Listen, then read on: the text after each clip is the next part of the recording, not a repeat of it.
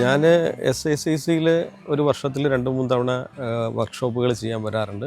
കോളേജിൽ നിന്ന് ആവശ്യപ്പെടുമ്പോൾ കുട്ടികൾക്ക് സ്പെഷ്യലായിട്ട് ക്ലാസ്സുകൾ എടുക്കാൻ വേണ്ടി വരാറുണ്ട്. ഏകദിന വർക്ക്ഷോപ്പുകൾ, ദ്വിദിന വർക്ക്ഷോപ്പുകൾ, കൂടുതലും 4 ദിവസം വരെ പോകുന്ന വർക്ക്ഷോപ്പുകളൊക്കെ ഇതിനു മുമ്പ് ചെയ്തിട്ടുണ്ട്. ഈ വർഷം ഇത് 2ാമത്തെ തവണയാണ് ഞാൻ ഇവിടെ വരുന്നത്. അപ്പോൾ ഇന്ന് നാളെയായിട്ട് വാട്ടർ കളർ വർക്ക്ഷോപ്പാണ്. ഇന്ന് 1ാം വർഷ കുട്ടികൾക്കും നാളെ സീനിയേഴ്സിനും ആണ്.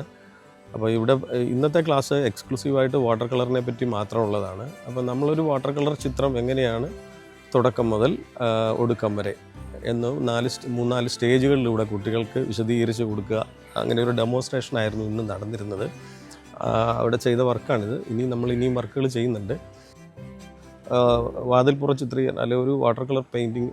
വാട്ടർ കളർ എന്ന് പറയുന്നത് സാധാരണ ഒരു മീഡിയം മാത്രമാണ്. മീഡിയങ്ങൾ പലതുണ്ട്, അതിനകത്ത് ഒരു മീഡിയം മാത്രമാണ് വാട്ടർ കളർ.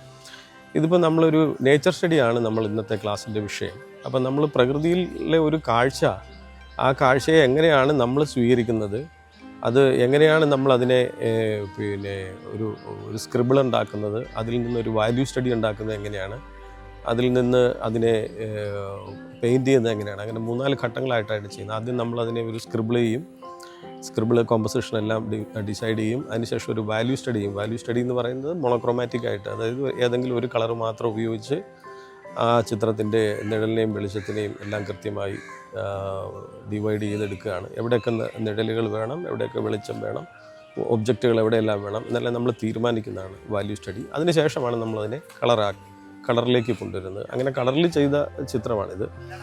അപ്പോൾ അത് സാധാരണ ഒരു പ്രാക്ടീസിങ് ആർട്ടിസ്റ്റിന് ഈ പറഞ്ഞ ആദ്യത്തെ 1-2 ഘട്ടങ്ങളുടെ ഒന്നും ആവശ്യമില്ല, നേരിട്ട് ഇതിലേക്ക് വരാമെന്നുള്ളൂ. കുട്ടികളെ പരിശീലിപ്പിക്കുന്നതിന് വേണ്ടി നമ്മൾ അതിൻ്റെ ഏറ്റവും ബേസിക് ആയിട്ടുള്ള കാര്യങ്ങളിൽ തുടങ്ങി നിറം കൊണ്ട് എങ്ങനെയാണ് ആ ഒരു സംഗതിയെ ചെയ്ത് തീർക്കുന്നത് എന്നുവരെയുള്ള കാര്യങ്ങളാണ് നമ്മുടെ ഇന്നത്തെ ക്ലാസ്സിനകത്ത് ഉൾപ്പെടുത്തിയിരിക്കുന്നത്. ഈ ചിത്രം നമ്മളിവിടെ പൂർത്തീകരിച്ചിരിക്കുകയാണ്. കുട്ടികൾ പൊതുവെ നല്ല കുട്ടികളാണ്, അവരുടെ താല്പര്യമാണ് കുട്ടികൾക്ക്. പക്ഷേ അവർക്ക് ചില സാങ്കേതിക കാര്യങ്ങളിൽ പരിജ്ഞാനമില്ലായ്മയുണ്ട്. അതിനുവേണ്ടിയാണല്ലോ നമ്മൾ വരുന്നത്.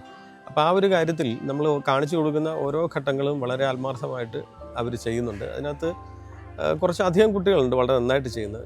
എല്ലാ കുട്ടികൾക്കും ഒരുപോലെ പെർഫോം ചെയ്യാൻ പറ്റിയെന്ന് വരില്ല, പക്ഷെ വളരെ നന്നായിട്ട് ചെയ്യുന്ന കുട്ടികളുണ്ട്. അവർ സ്റ്റെപ്പ് ബൈ സ്റ്റെപ്പായിട്ട് ഇന്ന് ചെയ്ത 4 സ്റ്റേജസും അവർ പൂർത്തീകരിച്ചിട്ടുണ്ട്. ഇനിയിപ്പോൾ നടക്കാൻ പോകുന്നത് ഒരു സ്വതന്ത്രമായിട്ടുള്ളൊരു ഡെമോ ആണ്. അതിനകത്ത് കുട്ടികൾ നമ്മുടെ കൂടെ നമ്മളെ വാച്ച് ചെയ്യുക മാത്രമാണ് ചെയ്യുന്നത്. അതിൽ അവർ വളരെ താല്പര്യപൂർവ്വം ഇരിക്കുന്നുണ്ട്. 3:30 ക്ലാസ് കഴിയും ശരിക്കും, പക്ഷേ അവർ സമയം കഴിഞ്ഞിട്ടും ഒരു ക്ലാസ്സിൻ്റെ കൂട്ടത്തിൽ ഇരിക്കാറുണ്ട്.